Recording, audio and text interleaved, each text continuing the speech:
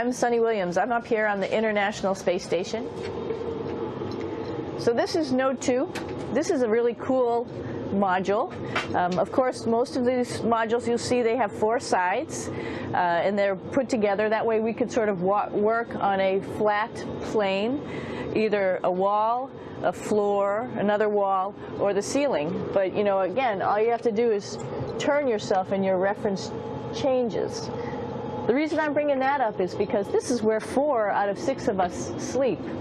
And so people always ask about sleeping in space. Do you lie down? Are you in a bed? Not really, because it doesn't matter. You don't really have the sensation of lying down. You just sit in your sleeping bag. So here's one sleep station right here. I'm going in right now. You can follow me if you want. So I'm inside. It's sort of like a little phone booth, but it's pretty comfy. I've got a sleeping bag right here that we sleep in, so we don't have sort of like a little bit of a cover. We don't fly all over the place.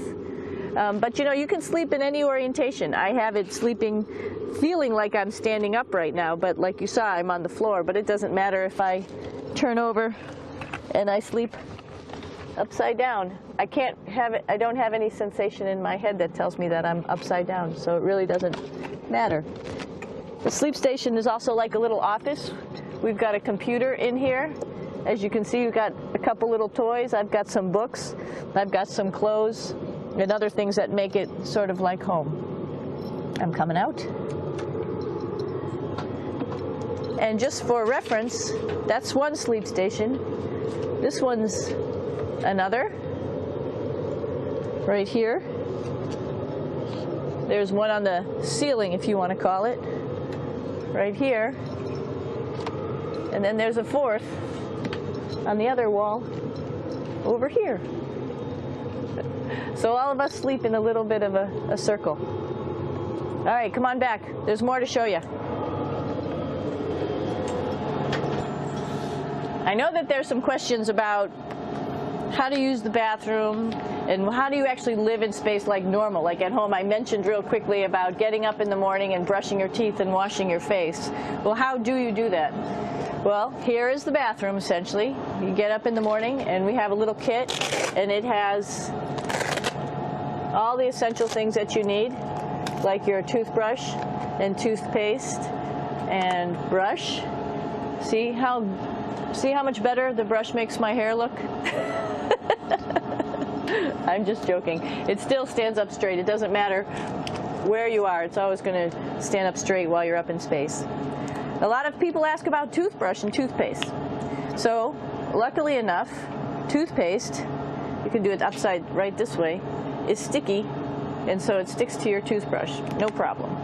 Another cool thing is that water sticks to your toothbrush too. If you can see it, I'll have some water come out. The water is pretty neat up in space. It'll stick to your toothbrush, and it will make a big bubble. And that's just by surface tension. And then you can drink it. So a lot of people ask about what do you do with the toothpaste after you brush your teeth.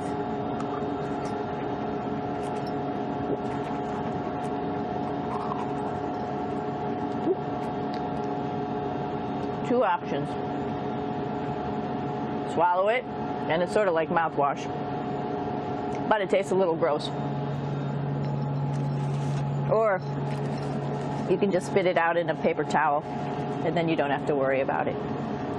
Swallowing thing I wouldn't recommend at home. I'm only up here for 4 months, so it's not that bad. One of the most pressing questions about living in space, of course, is the bathroom. So let's take a look at that little piece of work. Come on in.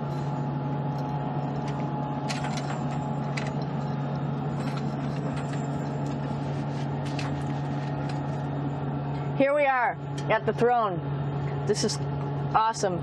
You might see the little, you might have noticed the little moon on the outside. This is our orbital outhouse right here.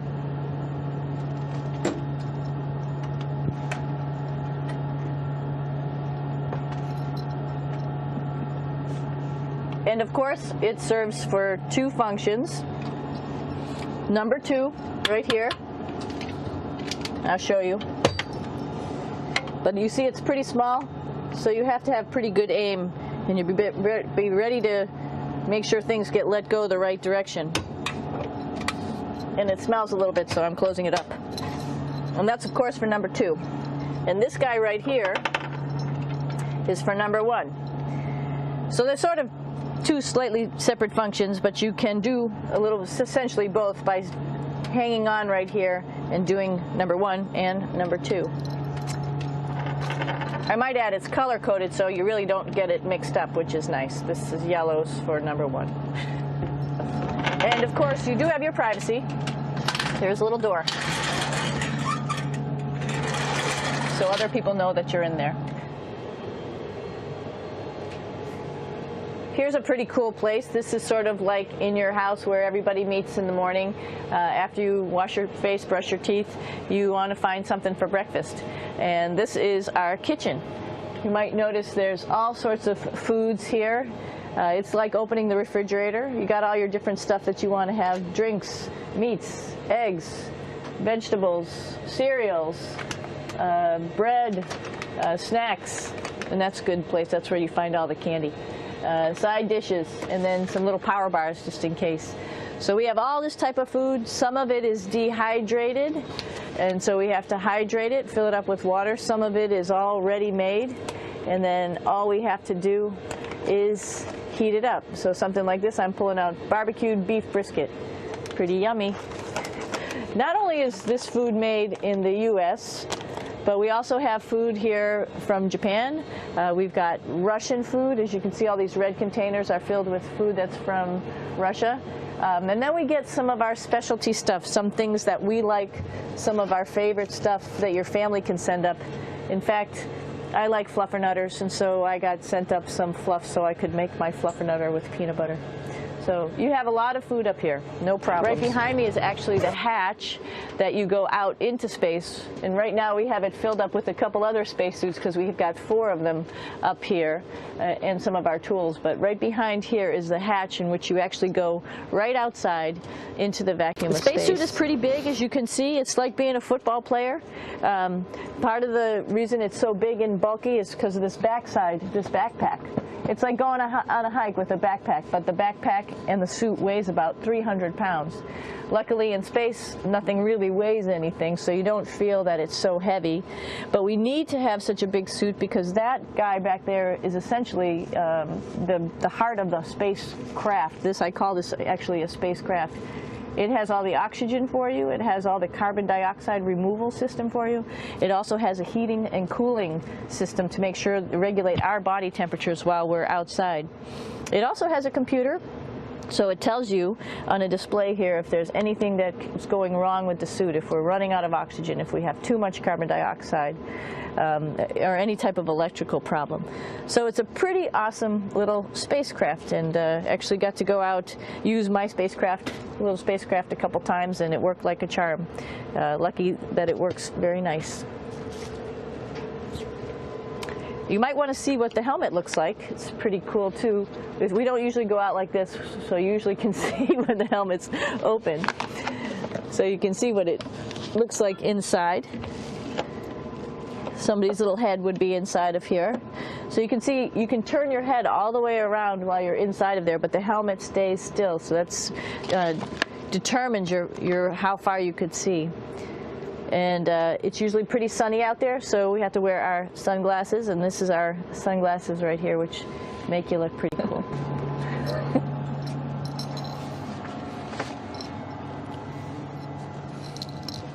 It's like a glass-bottom boat.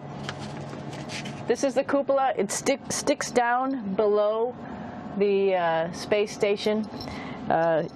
It's one of those places you find yourself hanging out in all the time because all you want to do is look back at our planet. I think some questions I had were about what do you do in your free time? And you can't help but want to just come to the cupola and look outside as much as you can. And a lot of folks, I play this game with myself about where we're flying over the Earth. Try to come in here and just guess. After being here for a little while, you can sort of figure it out. You can tell different cloud types over different continents. You can tell different soil types over different continents. So let's see. And then, of course, there's a lot of ocean. So usually we're over the ocean at first glance. I will tell you in just a moment where we are.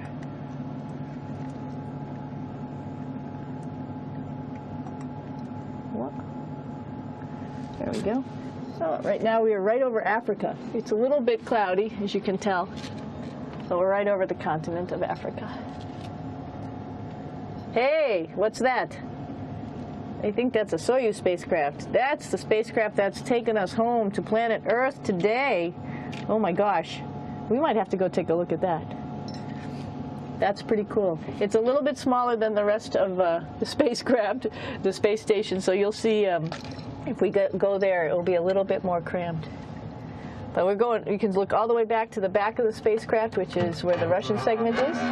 And then you could look all the way forward to the front of the spacecraft, where the Japanese laboratory, the European laboratory, and the American laboratory are. And then back to the solar arrays where we started this morning when we were looking out the Japanese window.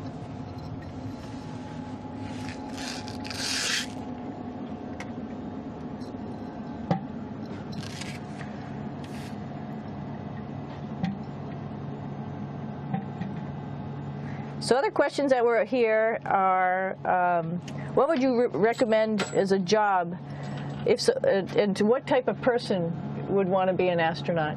I think people who would like to explore, of course people who like math and science, that's what this is all about. We have people in the office who are doctors, teachers, veterinarians, engineers, pilots, so all sorts of people become astronauts. And I think if you see, it's just sort of cool, so I think people who like to do a little adventure and like to do cool stuff probably usually become astronauts.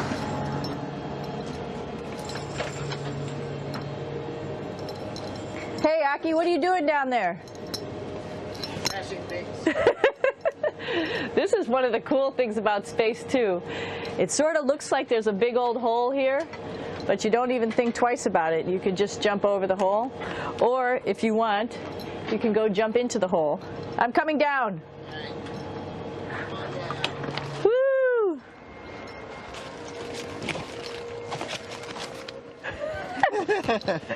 Then you can come right back up again, like Superman. Woo!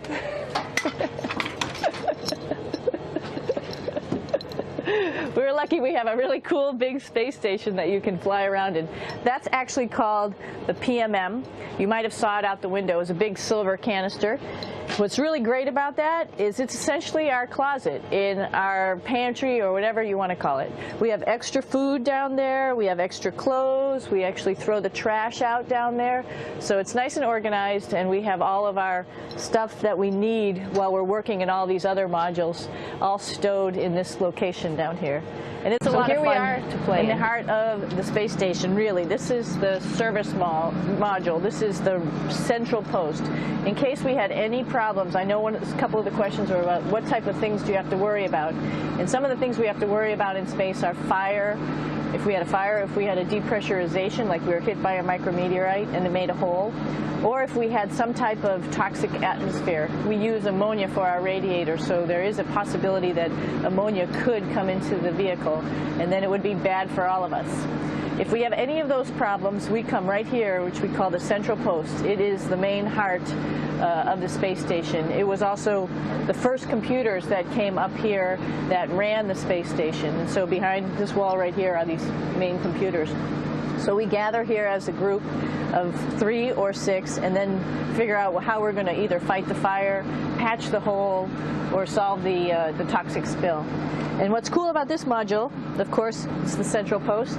It also has great windows right down toward Earth. It has controls to fly in visiting spacecraft if they need some assistance right here. It has Russian computers as well as American computers to help us control anything we need to on the space station. Coming down.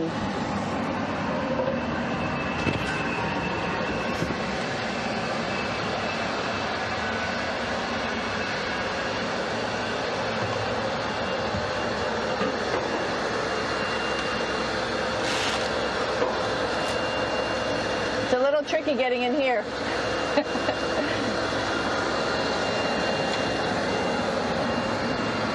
This is the docking probe right here, this big thing. This helps us connect to the spacecraft. This probe actually sticks into this cone, and that's how the spacecraft, our Soyuz, becomes connected to the ISS initially. That is then replaced by clamps, which are around here, that will allow the two spacecraft to be stuck together. And then you can remove the probe and the cone.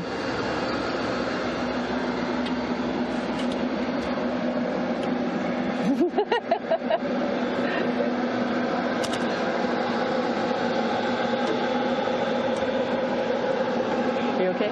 All right, so here we are in the Soyuz. This is what we call the BEO, the living compartment, bytovой отсек in Russian. It also has a little bathroom. It's not as good as the other bathrooms, so we try not to use it too much. It has drinking water in it if we need something to drink. And then, of course, it's filled up with a lot of cargo for us. Bringing up and also bringing back down. It has a second purpose when it comes back to Earth. It serves as a garbage container.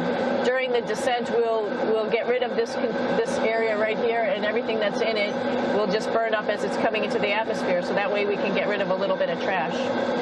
But the main area where we were on launch and where we're going to be on descent is down here, because we're not part of the trash. So we're in a safe place. So we're in the descent module, SA.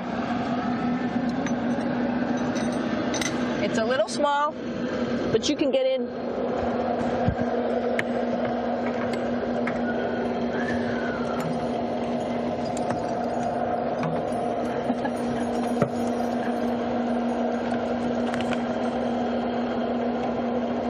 Not sure how well you could see in here. Hold on for a second. I'm going to turn it up this way, just so you could see the hatch, and you could see Kevin. It's a little bit small, but we'll come in and show you around. You coming in? Probably not. Okay.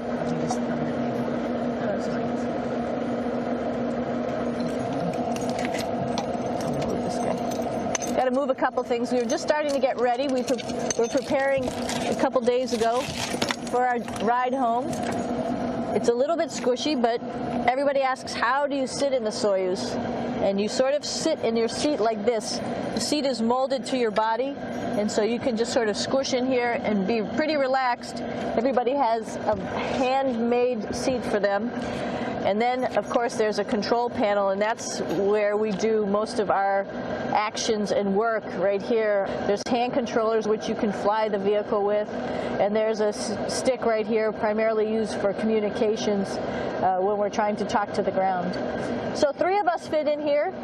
Like I said, it's a little squishy, but somehow it seems like we all managed to get in here and fit pretty well, and it's a pretty safe ride home. You're probably wondering, what's all this junk behind us? Well, it's all of our parachute, first of all, and then it's all of our survival gear, just in case we end up landing in some strange place on the planet and nobody's there to rescue us right away. We have all sorts of survival gear with us, keeping us safe in here. So they've pretty much thought of everything. And we'll be home on the planet within the next 12 hours. Pretty shocking.